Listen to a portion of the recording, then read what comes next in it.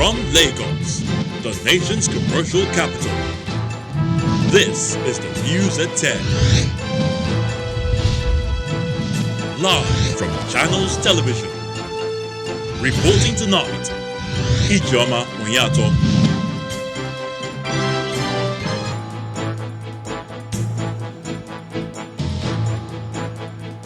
Hello and welcome. Military deploys special tactical team to southern Kaduna over unending killings by bandits. Gunmen kill 14 people in Niger State as Multinational Joint Task Force raises alarm over Boko Haram's recruitment of child soldiers. House of Representatives Speaker calls for cut in cost of governance. National Broadcasting Commission fines radio station 5 million naira over comments on northern security as Commission's board rejects broadcasting code amendment. And United Arab Emirates and Israel agreed to normalize relations with hope for peace in the Middle East. Plus, we'll have business, sports, and later on news from our studios in London. On business news tonight, National Pension Commission begins process for easy transfer of retirement savings account across pension fund administrators in the country. Alan Sports News, RB Leipzig stun Atletico Madrid to reach the semi-finals of the UEFA Champions League for the first time.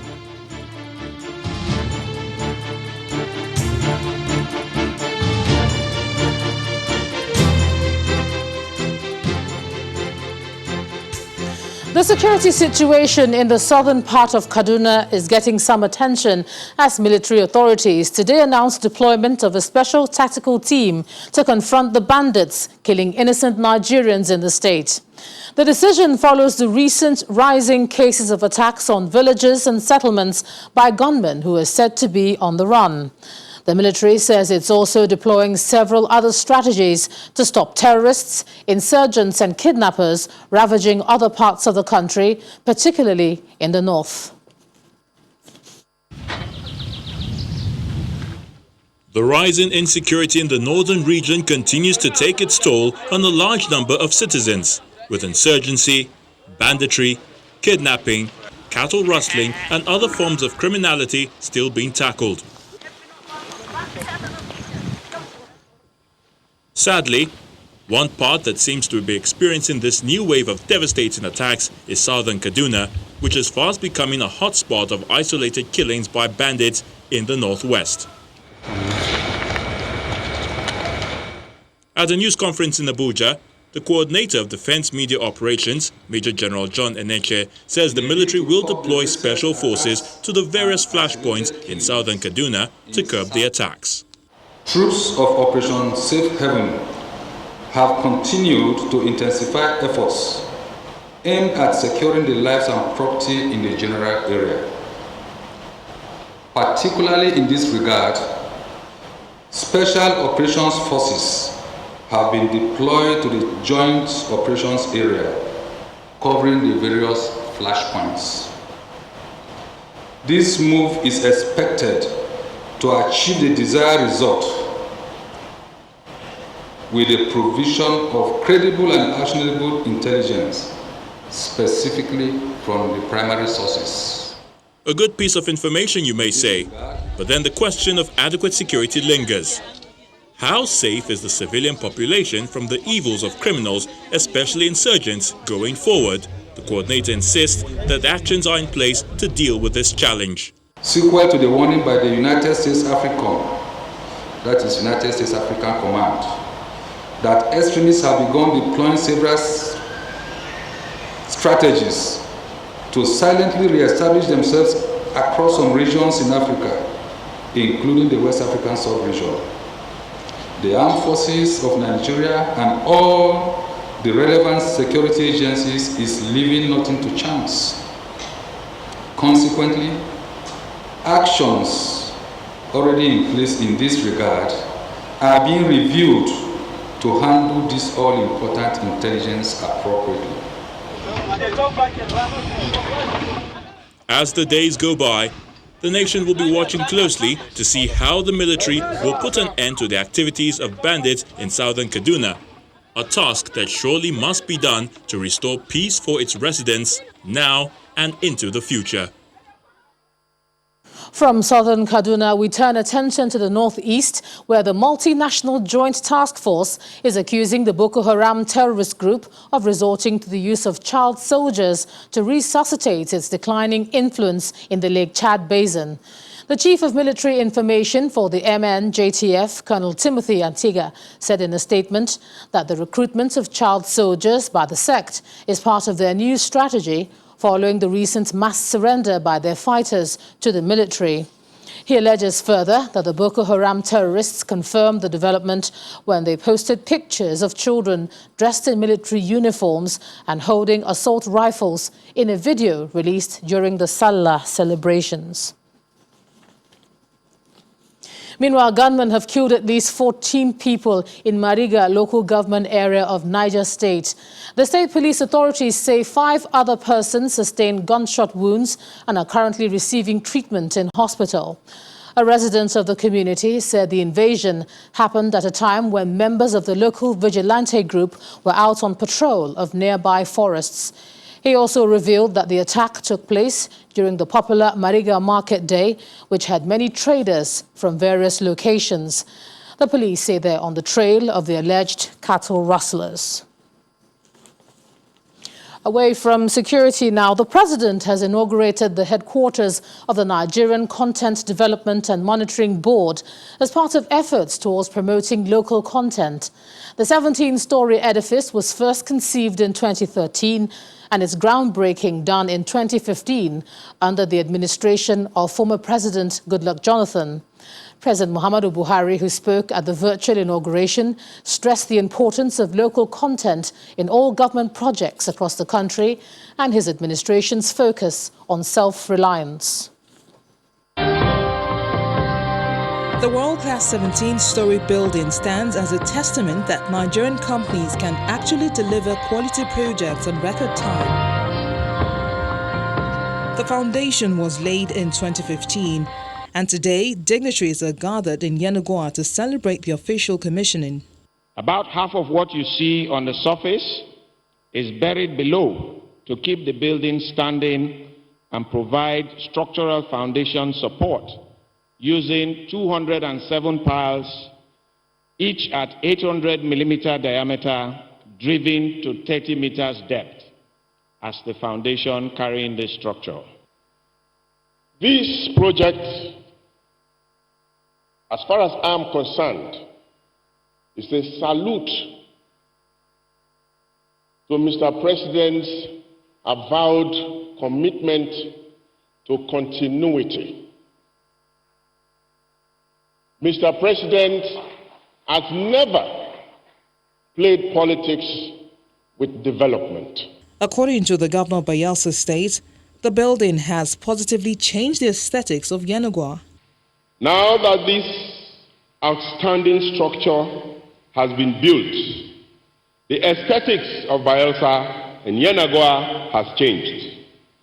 It is time to face the business of helping to build the economy and lives of the people of this state and indeed Nigerians. President Buhari believes the Nigerian content towers will serve as a landmark reference for oil and gas exploration in the country. Local content and self-reliance are the key principles of the recently approved 2.3 trillion Naira National Economic Sustainability Plan. The plan is aimed at the promotion of local production, local services, local innovation, and the use of local materials. Having applauded the project virtually, the president then mandated the Minister of State for Petroleum to cut the commissioning tape on his behalf. I commissioned this beautiful edifice for the prosperity and enjoyment of the people of Nigeria.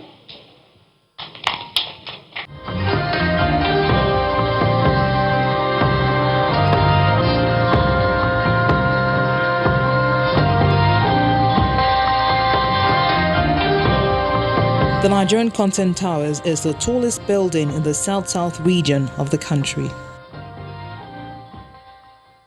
Moving on to other stories now. The Speaker of the House of Representatives, Femi Falana, says there's need to cut the cost of governance and improve internal revenue generation and collection to free up resources that could be deployed to fund policy initiatives that will enhance the lives of Nigerians. The Speaker gave the advice at the commencement of the Medium-Term Expenditure Framework and Fiscal Strategy paper by the House Committee on Finance. Our correspondent Terry Ikumi reports. The House of Representatives Committee on Finance has invited revenue-generating agencies for a 5-day interaction on the 2021 to 2023 Medium-Term Expenditure Framework (MTEF) and Fiscal Strategy paper (FSP). Revenue generation for the country may seem even more difficult now, considering the COVID-19 pandemic that has negatively affected the economy of the country and the drop in oil prices. This is why the chairman of the committee believes non-oil revenue-generating agencies of government have a huge role to play in funding the budgets. The following agencies will limit their expenditures to 60% of revenue: NPA, NEMASA, NCC, NIPOST, NDIC, Nigeria Export Processing Zone Authority, CBN, CAC, Shippers Council, National Inland Waterways Authority, National Insurance Commission, Raw Materials Research Development Council, Federal Mortgage of Nigeria, National Development Sugar Council, and of course, all the parastatals under the aviation. For the Speaker of the House of Representatives, government agencies underperforming will no longer be tolerated. We need to impose deep cuts in the cost of governance and improve internal revenue generation and collection. We have credible reports that these desperately needed funds have in many cases been diverted to finance unnecessary trivialities. At the same time, the government is left scrambling for alternative sources to fund priority projects. We cannot afford this dynamic, and we will not tolerate it anymore. The interactions continue, with the Budget Office responding to proposed revenue generation by the different MDAs. I was pleasantly surprised to hear NCAA talk about them proposing that they will generate 41.733 billion and they will spend 1.73 plus. Basically, they will spend everything, leaving a net negative of 262,000 naira. For us, it's not acceptable. We are not even going to question and answer session. Madam, please. No. For me, I think I will take it as, this committee will take it as a typographical error. Over the next 4 days of the hearing, revenue-generating agencies of government are expected to make presentations to the committee on expected remittances from them by the Budget Office. Terry Ikumi, Channels Television News. Now, we can now bring you a bit more about the security situation in southern Kaduna. It's also a concern to religious leaders, and they're asking the government authorities to fish out the perpetrators. The primates of the Anglican Communion, Most Reverend Henry Ndakuba, and the Secretary to the Supreme Council for Sharia in Nigeria, Alhaji Abdurrahman Hassan, want the government to take decisive action on the matter. While the Anglican primate calls on the people to embrace peace and shun any further attack or reprisals, the Supreme Council for Sharia believes the only way peace can return to southern Kaduna is through the administration of justice. The primate was speaking during a visit to Governor El-Rufai in Kaduna. We want to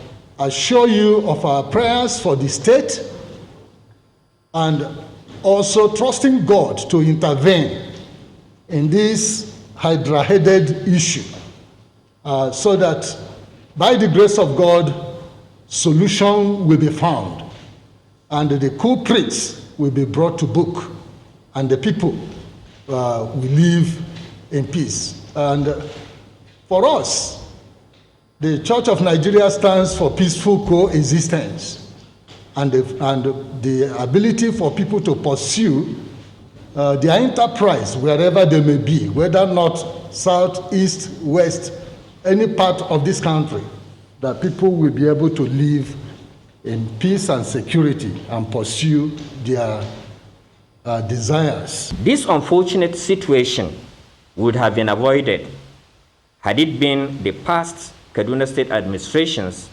had taken the right steps taken by the current administration in implementing the recommendations of successive white papers. However, the only way peace could be achieved in any case is through the administration of justice, which will serve as a deterrent.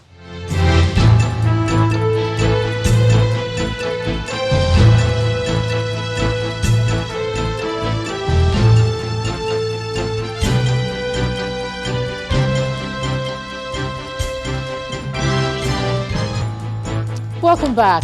If you've just joined us, you're watching the news at 10 on Channels Television, coming to you live from Lagos. A reminder of our top stories.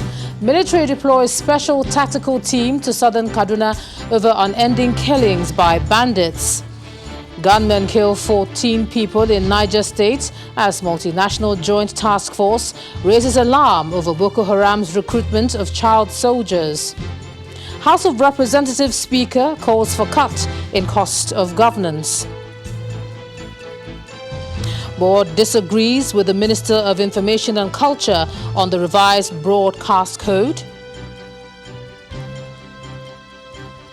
And the United Arab Emirates and Israel agree to normalize relations with hope of peace in the Middle East.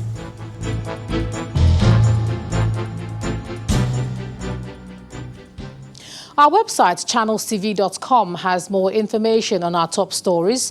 Do subscribe and watch Channels Television's live stream on YouTube and other social media platforms using your mobile device browser, or download the Channels TV app for Android and iOS devices from their respective stores. You can also watch us via your smart TV platforms on Apple TV, Android, Fire TV, and Roku as well. The dust raised following the comments by the former Deputy Governor of the Central Bank, Mr. Obadiah Melafia, on security in the north is yet to settle, as the National Broadcasting Commission, the NBC, has handed a 5 million naira fine on Lagos-based radio station Nigeria Info 99.3. Mr. Melafia had alleged that a northern governor is the commander of the Boko Haram terrorist group, while featuring on a live radio program on Action, which the NBC says is unprofessional and violates sections of the Broadcasting Code as amended. The NBC statement adds that the radio station provided its platform for Mr. Melafia to promote unverifiable and inciting views that could lead to public disorder. The NBC's decision is coming a week after the federal government launched the reviewed 6th Broadcasting Code of the NBC. Meanwhile, the decision by the National Broadcasting Commission to fine Nigeria Info is considered the Commission's first test of changes in the newly amended Broadcasting Code, but the board of the Commission is kicking against that amendment. The chairman of the board, Mr. Irka Bilbis, explains that the management of the Commission did not undertake a proper consultation before making amendments to the code. The former Minister of State for Information adds that the amendments to the code are capable of destroying investments in the nation's broadcast sector. As a board, we have received and taken our time to confide the response of numerous stakeholders, which include our Nobel right, Lola right, activists, legal practitioners, broadcasters, investors, born content creators, copyright experts, and professionals organizations. Most of them have adduced reasonable reasons against the proposed amendments. The board of the NBC wishes to make it quite clear that as long as it is in place, the only MB code that we recognize and which we shall work with in the setting of the operating policies and standards with NBC is the 6th edition of the NBC code, which was launched in 2019 in Kano. Another purported review has not has no board endorsement and therefore cannot be utilized in regulating broadcasting in Nigeria. The danger of allowing the unilateral amendment of the MB Code to stand is that investors in the industry will lose confidence in the stability the broadcast ecosystem has enjoyed to date. Meanwhile, a senior lawyer, Mr. Femi Falana, is insisting that the 5 million naira fine by the NBC is illegal, since the board of the NBC said it did not approve the code authorizing the payment of the fine. Mr. Falana says the amendment of the code has not come into force. He also said that since the investigation being conducted into Mr. Obadiah Melafia's interview by the DSS has not been concluded, then the NBC should not be in a hurry to violate the fundamental rights of the broadcasting station to a fair hearing. He explains that Section 33 of the Constitution provides that anyone charged with a criminal offence shall be tried before a competent court or tribunal. Only a competent court of law is empowered to try, convict, and impose a fine on the criminal suspect after a trial has been conducted before a competent court. Away from that issue, now the challenge of data management is considered one of the major problems hampering development in Nigeria, especially when it comes to fighting insecurity. But the federal government says this may not be the case for long, as the Committee on Citizen Data Management and Harmonization today presented its report to the President. It's one of the 6 areas of concern expressed by the American government, which led to the immigrant visa restrictions placed on Nigerians in January this year. But President Muhammadu Buhari says there's progress in the effort to revise the restriction. Our State House correspondent, Kayla Megwa, reports. In Nigeria's 60-year history, the country has never been able to boast of a viable, robust database of its citizens, one that is accessible to all and can help monitor criminals, migration, deaths, births, marriages, divorces, DNA, etc. In January of 2020, the United States placed visa restrictions on Nigeria, citing 6 areas of concern. The country, along with 6 other countries, was accused of failing to meet U.S. security and information sharing standards for border and immigration screening and vetting. Not long after this, in early February, an 18-man Committee on Citizen Data Management and Harmonization was established, chaired by the Minister of Interior, Mr. Rauf Arigbeshola. And now, 6 months later, at the Council Chambers of the State House in Abuja, the report of the committee is presented to President Muhammadu Buhari. I am delighted that this progress, especially the uploading of lost and stolen passport and travel documents, has been acknowledged by the United States government. Addressing State House correspondents afterwards, the chairman of the committee is confident the recommendations of the committee will address these concerns by the American government. As a matter of fact, 4 of the areas of concern have been solved, have been overcome. The 2 remaining, I will not give you specific description because they are security, they are classified.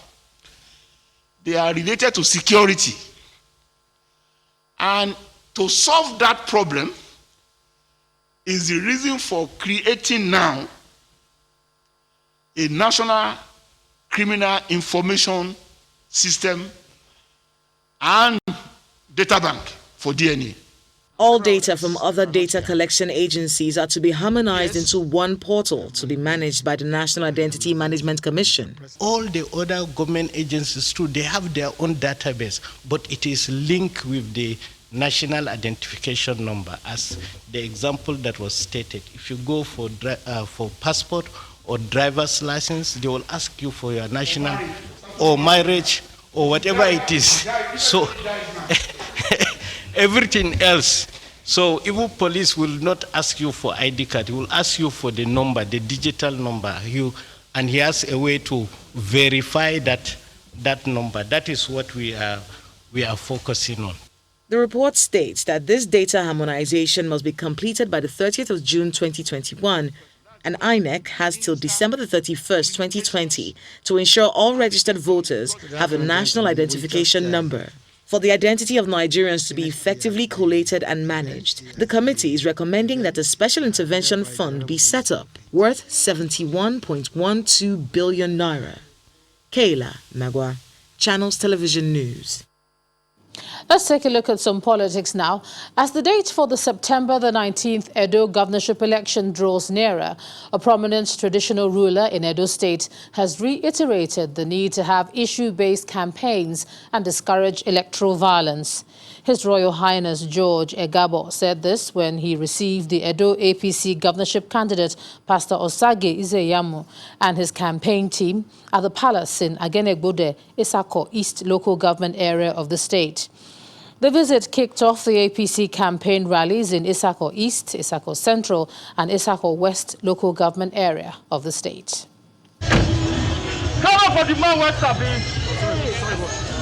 The palace of the Okumagbe of Wepawano in Agenebode, Isako East local government area hosts members of the APC entourage who are here to meet with the traditional ruler before embarking on campaigns in the area.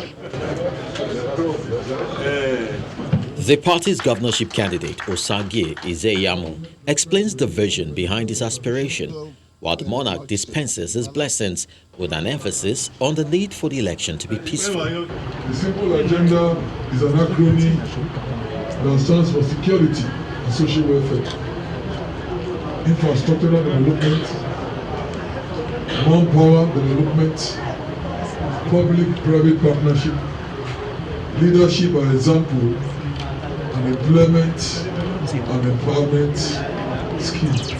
We humans cannot say you must be so. But we pray that God will make what you are aspiring for, your desire, to come true. That's our prayer. Down with the palace, the team moves to the venue of the rally in Agenebode, where Pastor Izeyamu rolls out his development plans for the area. By the grace of God in our time, all those boys where they do vigilante, where they help us make sure that our community is safe, so our women will go farm, people will travel. Every month we will receive the money.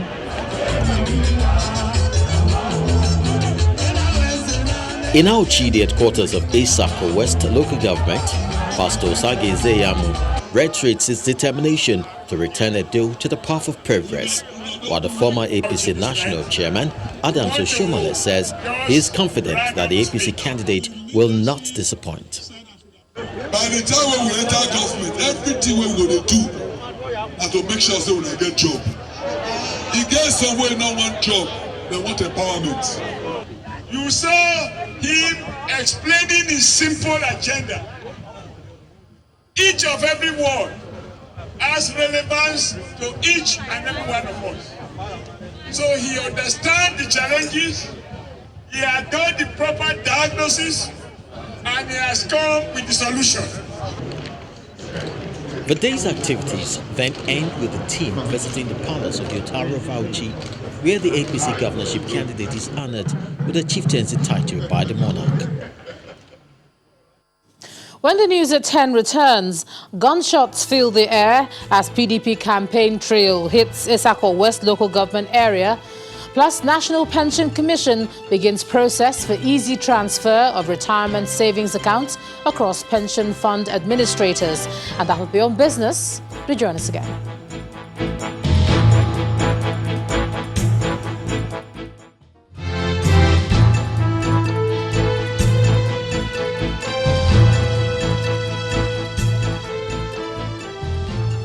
Welcome back to the news at 10. We continue with politics now. And it was a moment of confusion today in Ward 9, Isako West local government area of Edo State, as the People's Democratic Party campaign trail hit the area with gunshots filling the air. But this did not stop the rally from holding after the initial commotion before the team moved to other places. Addressing supporters at the rally, Governor Godwin Obaseki asked the party faithful not to panic, alleging that the threat came from the opposition. The PDP campaign team prepares for another outing. First, they seek the blessings of the Uzaire traditional institutions at the palace of Ogeneni in Uzaire, Esako West local government area. We are here. Governor Obaseki explains that the ward campaigns is the safest way to meet the people under the present circumstances due to the coronavirus outbreak. We are going around from ward to ward because of COVID-19 and because we really want to reach our people. We're not assembling them as we used to do in one central location. We are moving from one ward to the other so that we can reduce the number of people that gather together at any point in time.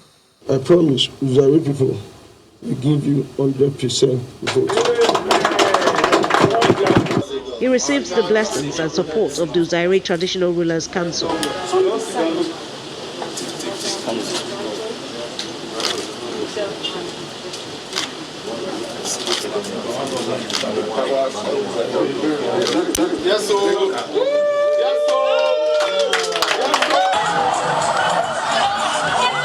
The team gets down to the business of the day, convincing the electorate on the need to vote for PDP.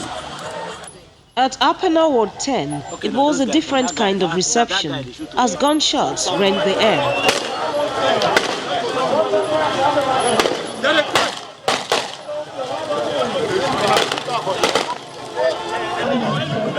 Governor Obaseki and his entourage are not deterred by this incident. The campaign goes ahead. The PDP governorship candidate, while assuaging the fears of supporters, reassures them of their safety during the governorship polls. We were coming here now. You saw what happened. Himself and his people, they went to hire thugs to begin to shoot so that we cannot come for this rally. But on September 19th, we will finally pepper them. We will pepper them. And because of what Ward 10 is, I am going to treat you specially.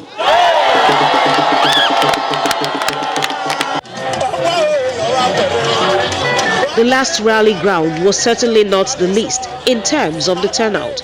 The campaigns end in a grand style.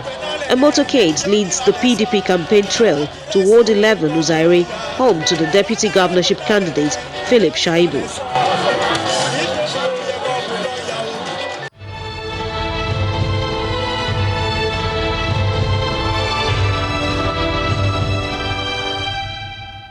Against the backdrop of the negative impact of COVID-19 on economies of nations, the federal government is asking businesses in Nigeria to take advantage of its stimulus package to boost the economy.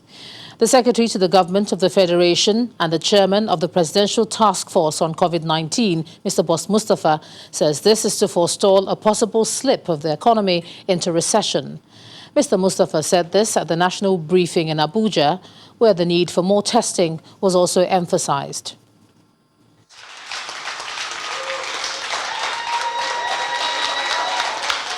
The day's briefing starts on a note of welcome to the Minister of Foreign Affairs, who just recovered from COVID-19 after spending over 3 weeks in the hospital.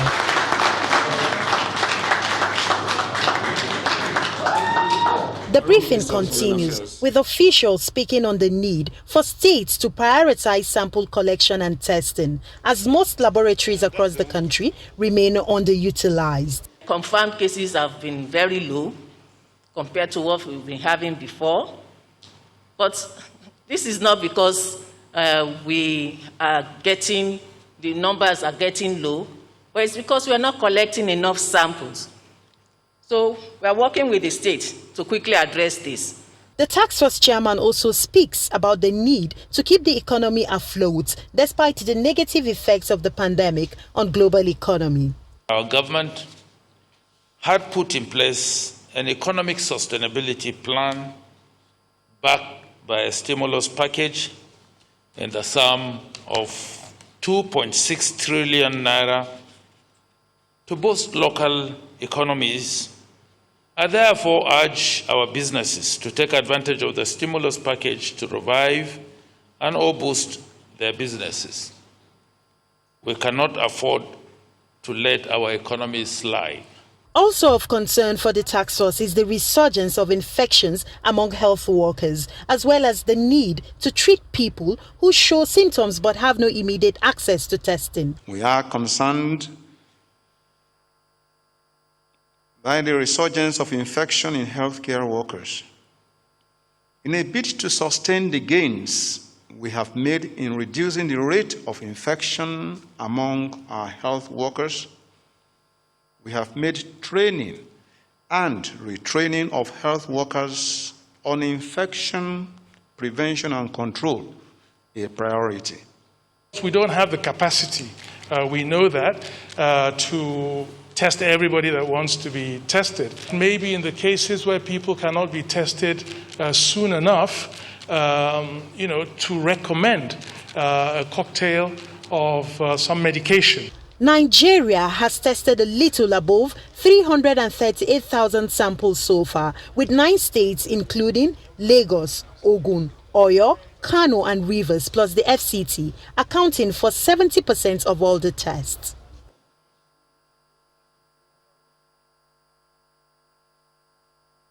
The Nigerian Civil Aviation Authority has approved the reopening of the Asaba International Airport for commercial operations.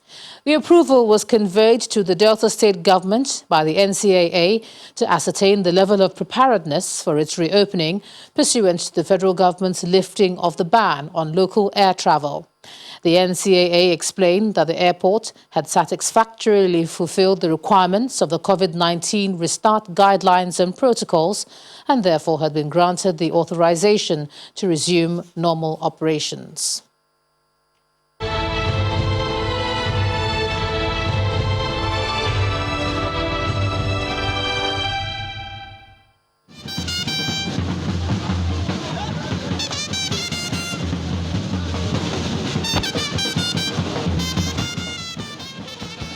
And there you have some members of industrial unions in the University of Lagos marching in solidarity with the embattled Vice-Chancellor of the institution, Professor Oluwatoyin Ogundipe, earlier today.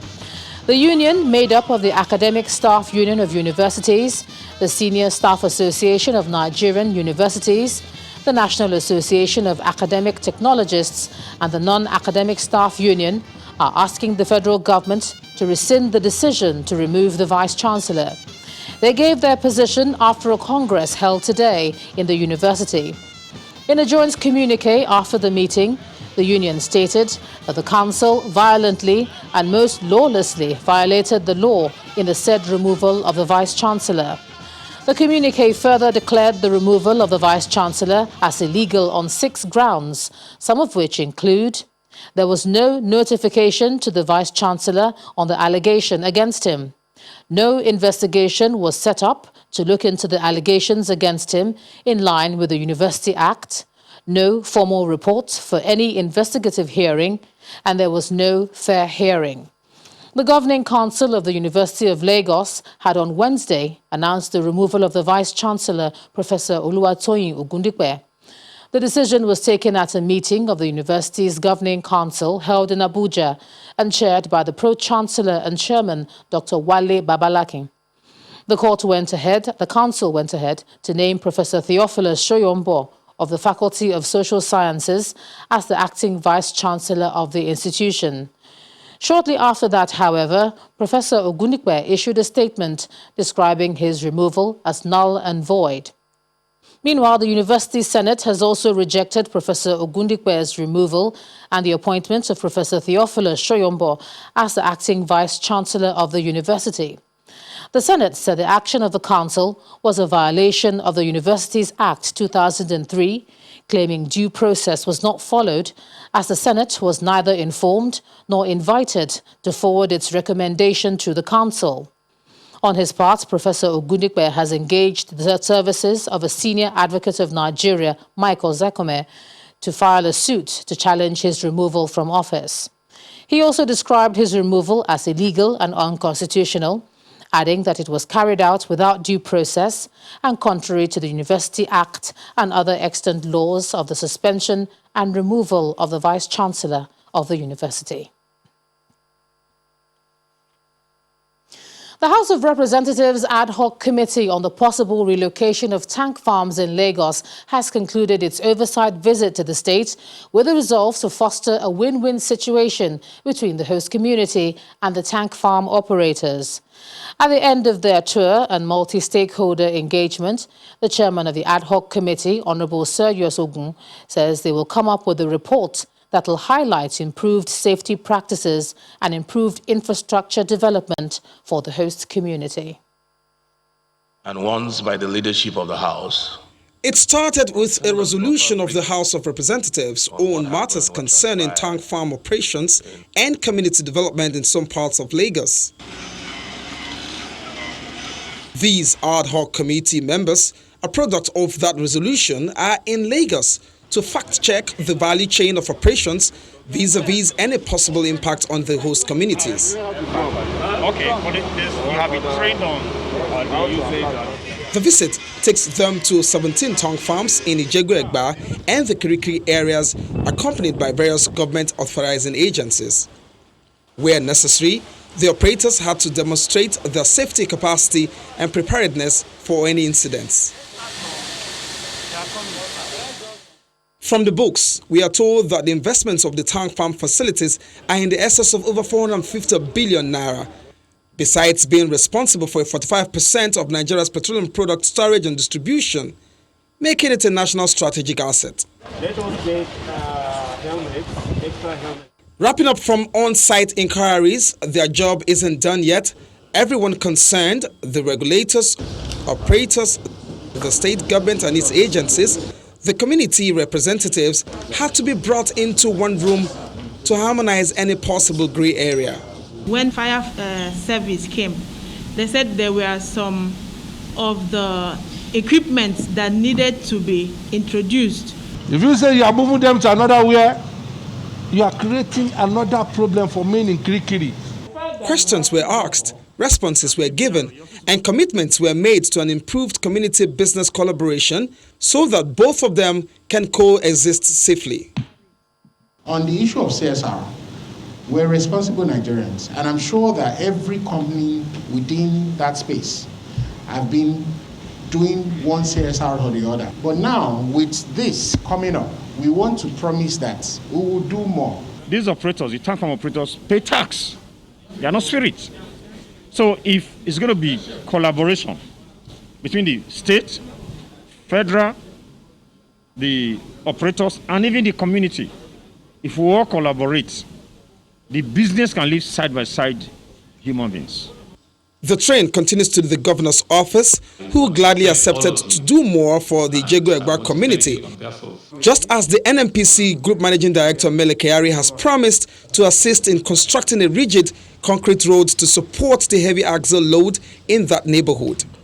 Olu Phillips, Channels Television News. Let's take a look at some business news now, and here's Anne Waudu.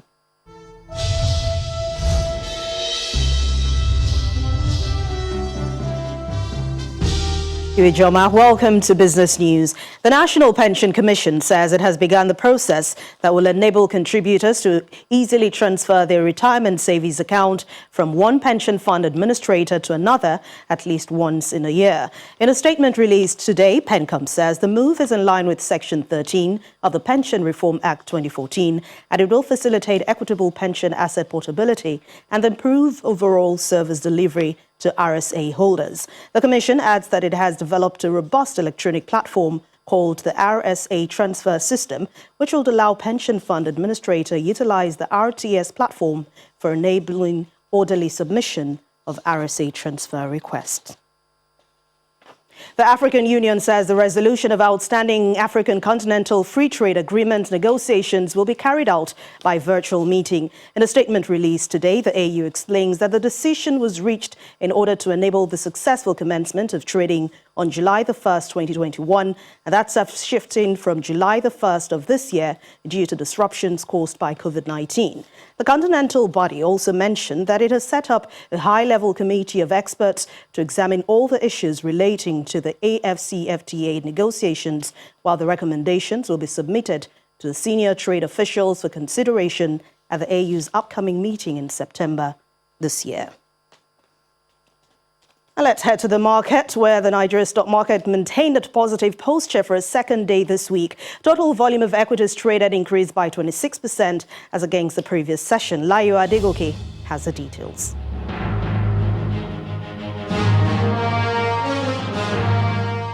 Hello and welcome to the Stock Market Report. You may say that the good times are here again for investors at the domestic stock market at the moment. That's because it sustained the 1.04% recovery recorded in Wednesday's trading session, with a further 38 basis points increase today. Now, all thanks to more bargain hunting for some key consumer goods components like Nigerian breweries, Unilever and flour mills, while MTN Nigeria added some support. However, today's positive performance did not come that easy. Equities saw some price fluctuations at intra-trade before finally soft landing with a 50 billion naira increase in the equity capitalization. At the same time, the price table recorded a negative margin of 15 gainers led by AXA Mansard, while Ikeja Hotel is in the lead of 18 losers for the day. At the moment, we can see that investors are gradually finding their way back to the equities market, and we can only hope the positive trend continues in the coming days. That's the Stock Market Report. I'm Layo Adegoke. And that's Business News Tonight. Thank you for watching. I'm Anne Nwawadu. It's back to you, Joma. Thanks a lot, Anne. Israel and the United Arab Emirates have reached an agreement brokered by the United States to work towards a full normalization of relations. Here's Simon Pusey with more international news in Around the World in 5. Good evening and welcome to the Channel Studios here in London with your international news around the world in 5. The US Democratic presidential candidate Joe Biden and Senator Kamala Harris have made their first appearance together as running mates, starting a new phase in the campaign for the White House. In their first joint campaign event, they accused President Donald Trump of leaving the US in tatters by failing to control the coronavirus pandemic and its economic effects. The country received a resounding message. The 55-year-old senator, daughter of immigrants from India and Jamaica, was announced as Mr. Biden's choice on Tuesday. Joe Biden would be the oldest president ever if he wins, raising speculation that he would not seek re-election in 2024. Belarus has confirmed that a 25-year-old man has died in police custody, the second death since mass protests began on Sunday. It comes as the United Nations Human Rights Office condemned the use of violence by Belarusian authorities to peaceful protests. Demonstrations continued for a fourth night in a row across the country against the newly re-elected leader Alexander Lukashenko. More than 6,000 people have been detained, according to Belarusian authorities. Greece has placed its military forces on high alert as tensions with Turkey over exploration of potentially lucrative offshore energy reserves escalate in the eastern Mediterranean. The Greek government has stepped up calls for Turkey to stop the illegal activities after Turkey sent a drill ship escorted by gunboats to conduct seismic research in contested waters. Turkish President Recep Tayyip Erdogan responded, saying the only solution in the Mediterranean is dialogue. Greek Prime Minister Kyriakos Mitsotakis thanked French President Emmanuel Macron after he demanded Turkey halt its explorations and said he would reinforce France's military presence in the area. Thailand's king has sworn in a new cabinet, stressing the need for order and peace after weeks of protests in the country. The newly nominated Prime Minister Prayuth Chan-o-cha declared the government has to look into whether the protesters have violated the law and if anyone is behind the demonstrations.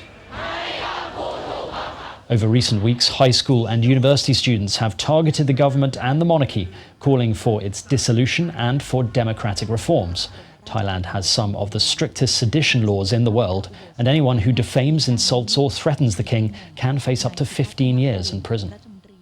Turkish police have detained 25 women protesting against plans to pull the country out of an international accord designed to protect women against domestic violence. Around 100 protesters took to the streets in the capital Ankara, demanding better implementation of the Istanbul Convention, an international accord designed to protect women. Scuffles broke out between police and protesters as security forces blocked the road and asked women to disperse. The government is set to decide this week whether to withdraw from the European treaty. It comes just weeks after the vicious murder of a woman by an ex-boyfriend reignited a row over how to curb violence against women in Turkey. Mauritius Prime Minister has announced that almost all of the oil has now been removed from the damaged Japanese ship, which has leaked an estimated 1,000 tons of oil into the sea.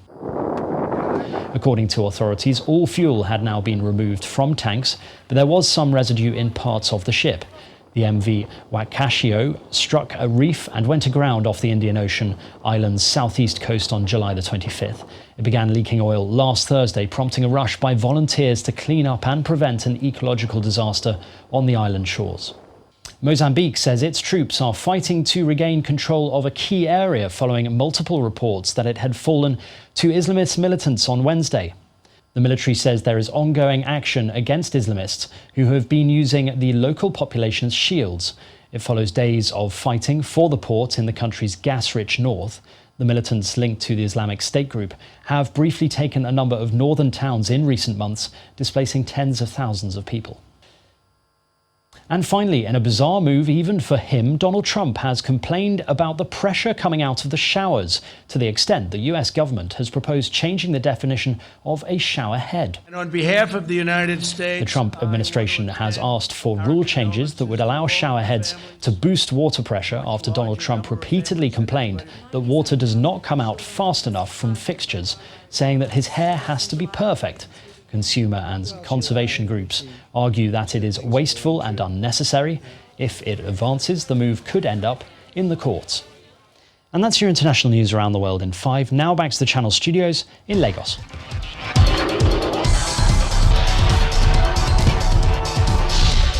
We start off with some football, and RB Leipzig will play PSG Paris Saint-Germain in the Champions League semi-finals after Tyler Adams' late deflected winner knocked out Atletico Madrid. Dani Olmo put Leipzig ahead with a close-range header, but substitute João Felix levelled from the penalty spot for Atletico before Adams grabbed the winner with 2 minutes remaining. Top seed Serena Williams has overcome a stern test from elder sister Venus to reach the quarterfinals of the Lexington Open. Serena rallied from a set down and 4-2 final set deficit to defeat Venus 3-6, 6-3, 6-4 for a 19th time in a thrilling match that lasted 2 hours and 19 minutes on centre court. Nigeria Football Federation President Amaju Pinnick has explained why the appointment of the coach of the Super Falcons has been delayed. Mr. Pinnick told Channel Sports that the recruitment agency needs time to conduct proper assessment and gave an assurance that it will be sorted by the end of the month. And that's a wrap on sports news.